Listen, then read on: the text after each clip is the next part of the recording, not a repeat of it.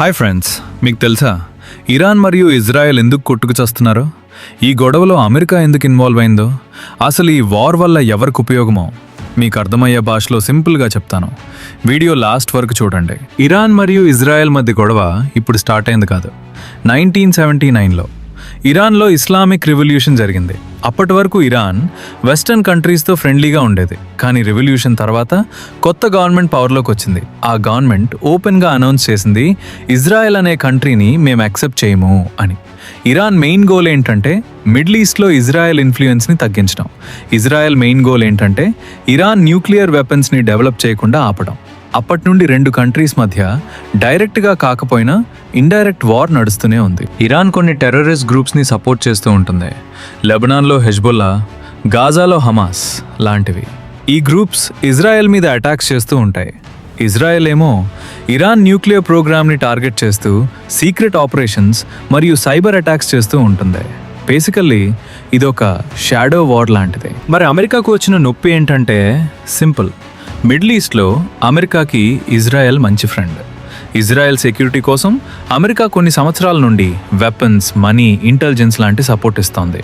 అందుకే ఇజ్రాయెల్ స్ట్రాంగ్గా ఉంటే మిడిల్ ఈస్ట్లో అమెరికా ఇన్ఫ్లుయెన్స్ స్ట్రాంగ్గా ఉంటుంది.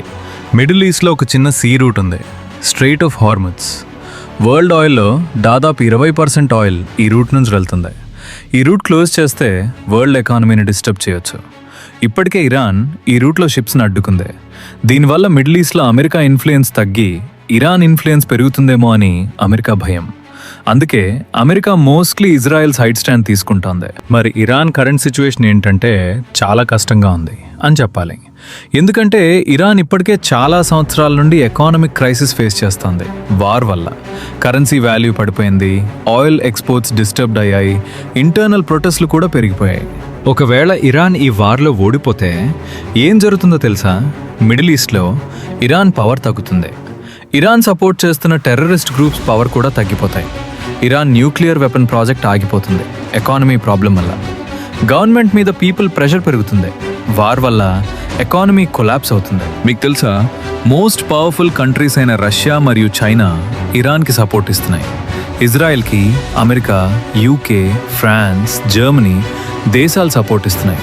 ఈ కంట్రీస్ 90% డైరెక్ట్గా సపోర్ట్ చేయవు, ఇండైరెక్ట్గా వెపన్స్, ఆర్మీ లాంటి సపోర్ట్ చేస్తాయి. మన ఇండియా సేఫ్గా ఉందా అంటే మనకు ఆయిల్ సప్లై ప్రాబ్లం తప్ప ఇంకేమీ లేదు.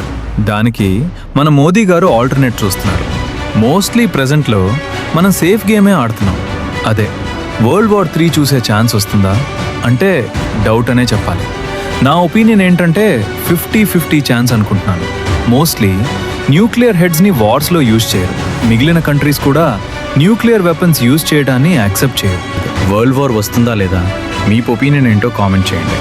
వీడియో నచ్చితే లైక్ చేయండి. ఇలాంటి కంటెంట్ కోసం ఛానల్ని సబ్స్క్రైబ్ చేసుకోండి.